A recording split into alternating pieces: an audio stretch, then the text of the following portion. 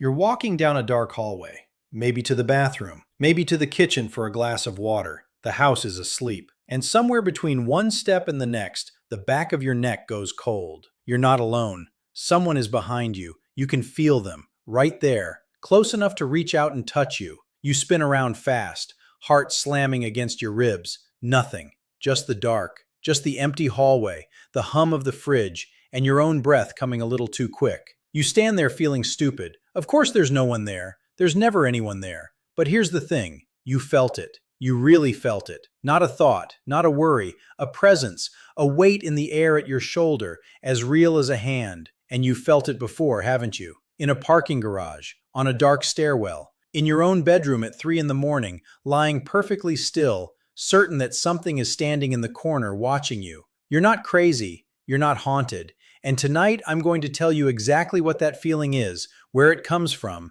and why almost every single human being alive has felt it at least once. Because the truth is stranger than a ghost story. The thing standing behind you in the dark has a name.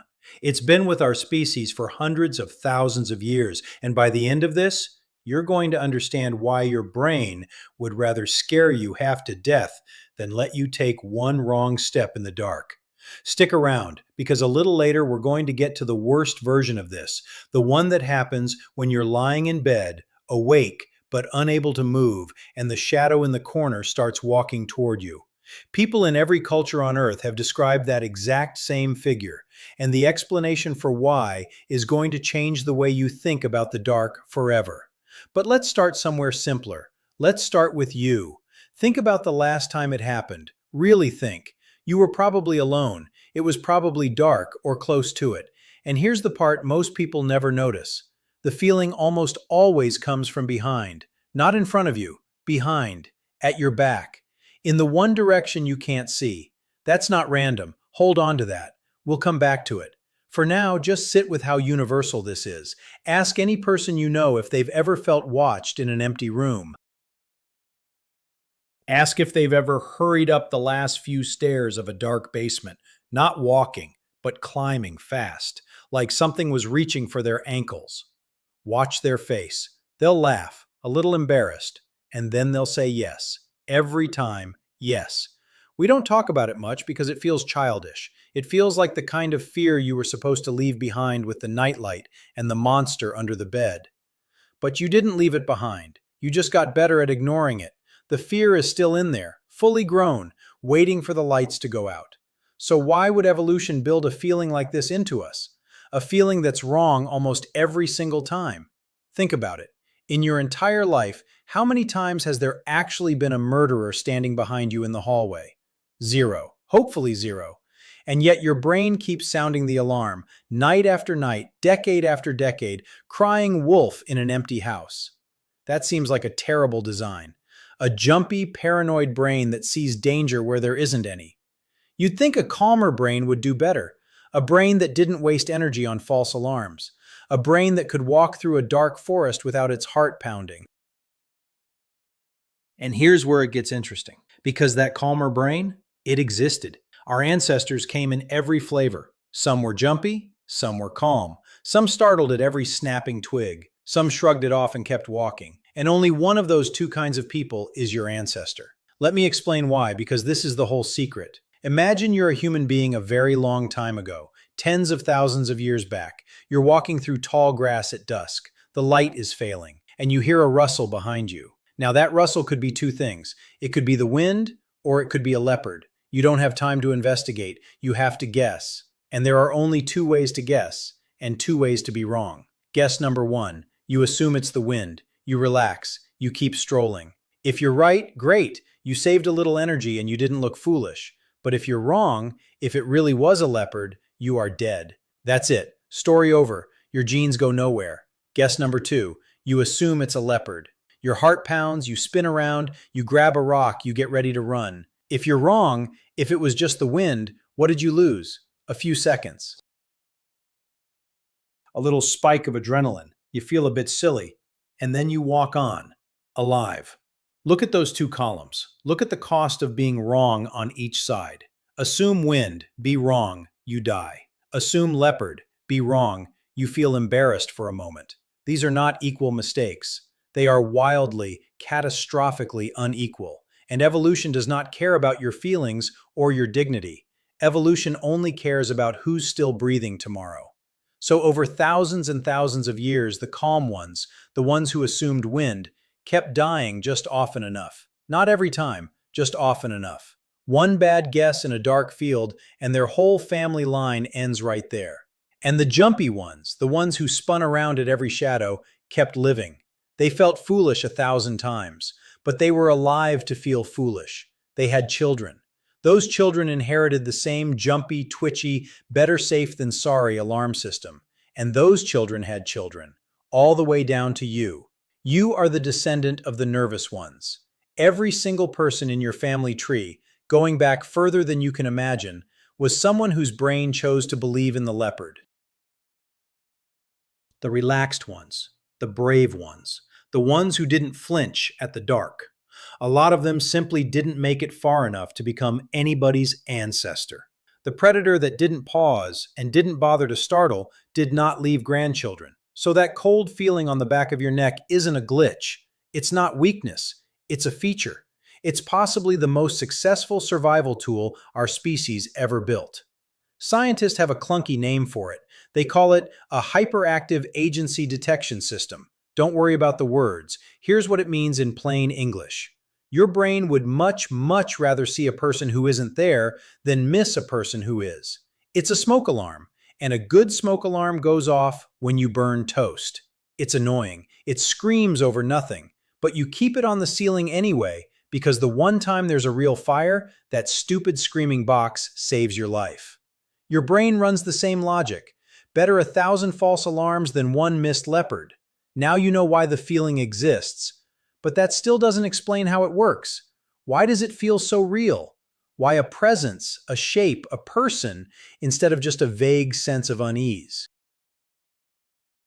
Why does your mind build a whole intruder out of nothing? For that, we have to talk about how you actually see in the dark. And what you're about to learn is that your eyes lie to you constantly. You just don't notice, because they're usually lying in your favor. Here's a strange fact. Your sharp, detailed, full-color vision only exists in a tiny spot in the very center of your gaze, right where you're looking. Everything else, everything off to the sides, the whole edge of your vision is shockingly blurry, low detail, almost no real color. Your brain just fills in the blanks so smoothly that you never catch it doing it. In bright daylight, that's fine. You point your sharp little spotlight at whatever matters. But in the dark? In the dark, the spotlight barely works at all. The cells in your eye that handle fine detail and color basically shut down when the light is low. What's left is the edge stuff, the blurry, motion-sensitive gray world of your peripheral vision. So at night, you are mostly seeing out of the corners of your eyes. And the corners of your eyes were never built to tell you what something is. They were built to scream that something moved. That's their whole job. Movement. Over there. Look now. They are an alarm, not a camera. This is why things seem to move in the dark when you're not looking straight at them. The coat on the door. The shadow of a plant. A pile of laundry on a chair. In your blurry side vision, your brain gets a vague, dim, shapeless smudge of information. And it has to make a guess about what that smudge is. And remember the rule. Remember the leopard. When your brain is forced to guess in the dark, it does not guess shrub. It does not guess laundry. It guesses the most important thing it could possibly be. It guesses a face. It guesses a figure. It guesses a person. This is a real, well-documented thing, and you've experienced it 100 times in daylight without a shred of fear. It's called pareidolia. It's why you see a face on the front of a car. It's why you see a man in the moon. It's why a power outlet looks surprised, and 2 windows and a door look like a smiling house. Your brain has a special, lightning-fast system devoted entirely to detecting faces. It is so eager, so hair-trigger, that it finds faces in clouds, in wood grain, in burnt toast, in the random texture of a popcorn ceiling. In the daylight, that's charming. You smile at the face on your car. But take that same face-finding machine, the most paranoid, over-eager pattern matcher in your whole head, and turn off the lights. Now it's not finding a friendly face in a coffee stain. Now it's working with almost no information at all in a situation your body has flagged as dangerous, and it is desperately, urgently scanning the dark for the one pattern it cares about most: a person, a watcher, someone there. So that's the eyes. That's how the figure gets built. But now I want to show you something that doesn't need eyes at all, something stranger. Because here's a question that should bother you. Why does the feeling come from behind? You can't see behind you. Your eyes aren't even pointed that way. So why is that the direction that scares us most? This is where we go past the eyes and into something deeper, something that lives in the body itself. Your brain carries a kind of invisible map, a constant running sense of where your body is and where the space around your body is. The boundary of you, the reach of your arms, the zone just past your skin that you instinctively protect.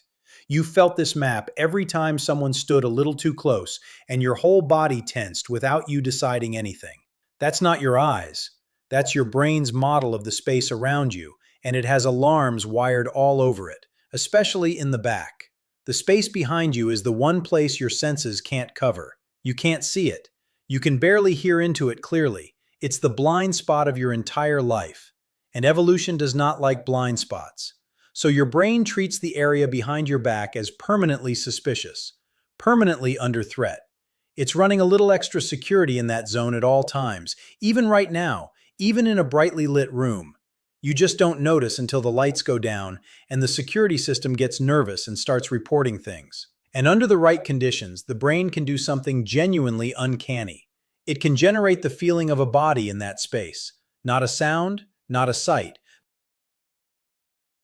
The raw, gut-level certainty that a person is present, standing just out of view. Scientists who study this call it the sensed presence, or the feeling of a presence. And it is one of the most haunting tricks the human mind can play. Mountain climbers report it constantly. Exhausted, freezing, starved of oxygen, alone on a ridge, they suddenly become convinced that a silent companion is climbing beside them, walking with them, looking out for them. Some of them even talk to it. They share food with it. And then they get to safety, warm up, and the companion is gone because it was never there. It was their own brain, conjuring a protector to get them through. People who have just lost someone they love feel it too. They walk into a room and they are absolutely certain, for one heart-stopping second, that their husband or their mother is sitting in the usual chair. Not imagining it, feeling it. The presence arrives before the thought, and the grief comes a half second later when the feeling collapses. So this is not just a fear thing.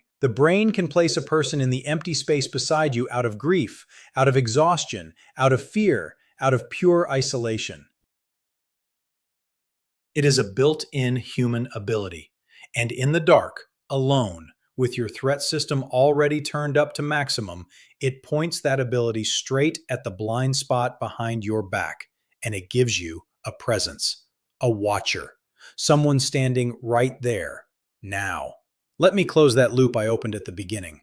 Because everything I've just told you, every system, the leopard logic, the blurry side vision, the face finder, the blind spot behind you, the brain's power to invent a presence out of nothing, all of it comes together in one specific, terrifying experience.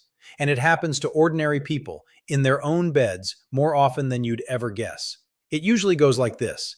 You wake up in the middle of the night. Or you think you wake up. Your eyes are open. You can see your room. But something is wrong. You can't move. Not a finger. Not your head. Nothing. Your body is a slab of stone. You try to call out and no sound comes, and there is a crushing weight on your chest, like something heavy is sitting on you, pressing the air out, and then you become aware that you are not alone. There is a figure in the room, usually in a corner, or in the doorway, or right beside the bed.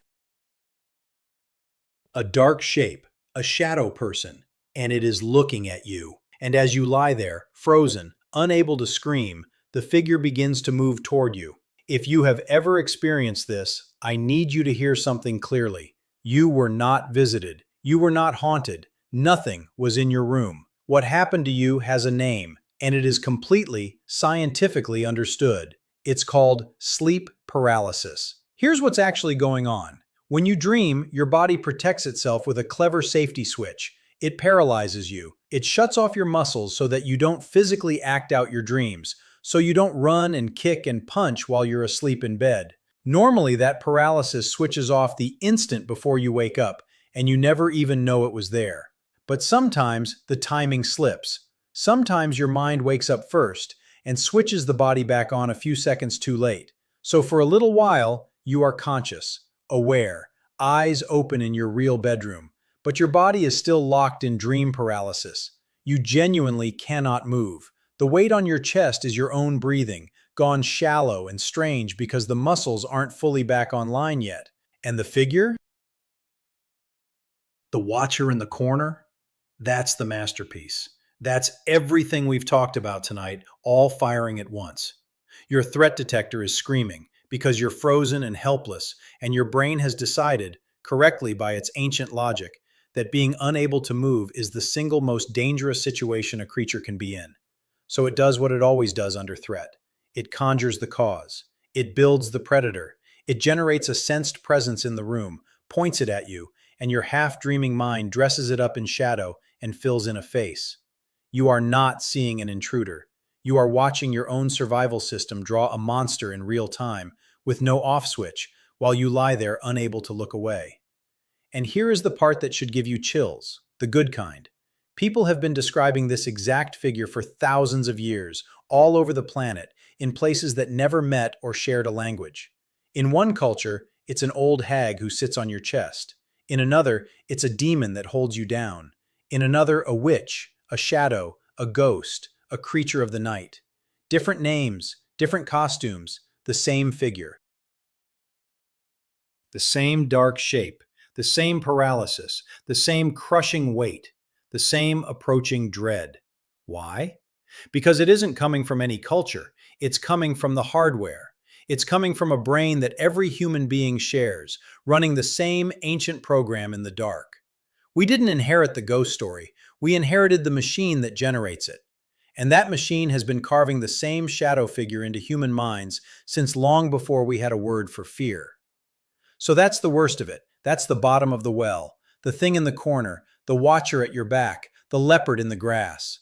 All of it is one system, the most overprotective, paranoid, loving piece of equipment your ancestors ever handed down to you. And that word, loving, is not an accident. Because now I want to turn this whole thing around. Because there's a way to look at that fear that makes it almost unbearably beautiful. Think again about who you actually are. Not your name, not your job. What you are, biologically. You are the latest link in a chain of survivors that stretches back hundreds of thousands of years without a single break. Sit with that, because we say it casually, but it's staggering. Not one of your ancestors died young. Not one of them died before having a child. Not a single one in an unbroken line, reaching back through every famine, every winter, every predator, every dark and dangerous night, for thousands of generations. Every link held. If even one had snapped, you would simply not be here. And how did they manage it? In a world with real leopards, real cliffs, real things in the dark that wanted to eat them. They managed it by being careful, by flinching, by spinning around at the rustle in the grass, by feeling that cold hand on the back of the neck and choosing every time to believe in the danger and live. That feeling you get in the dark hallway, that prickle of dread, that conviction that someone is behind you, that is not a flaw in you. It is them. It is your great-great-great-grandmother's caution, passed down through more years than you can hold in your head, still on duty, still watching your back. Quite literally, watching your back. The fear is the inheritance. It's the gift they could give you across all that time. Be careful in the dark. Something out there used to hunt us. Don't forget. So the next time you're walking through a dark house and the back of your neck goes cold and you feel that presence behind you, you don't have to be ashamed of how fast your heart beats. You can turn around if you want. You'll find nothing there, the same as always. But maybe, just for a second, you can let yourself feel what's actually happening. There is no monster behind you. There never was. What's behind you is every single person who ever loved you enough to survive so that one day you could exist. They are standing at your back in the dark, the whole long line of them, doing the one thing they have always done, keeping you alive. And isn't it strange, when you think about it, how much of who you are was written long before you were born? You feel a presence in the dark because of leopards your ancestors ran from. You crave sugar and fat because of famines you'll never face. You feel safe staring into a fire because of nights none of us remember. You are carrying around a body full of instincts written for a world that's gone, and most of the time, you have no idea they're even there, steering you, quietly, from the back of the room. So here's something to chew on before you go. The fear of the dark is just one of these old ghosts. There are dozens more living inside you right now, shaping what you want and what you dread, and who you fall in love with, and you never agreed to any of them. We've only pulled on one thread tonight, but that prickle on the back of your neck, now you know its name. Now you know it's not a stranger, it's the oldest part of you, still keeping watch, still whispering the same thing it's whispered for 100,000 years. I've got you. Keep walking. I'll watch the dark.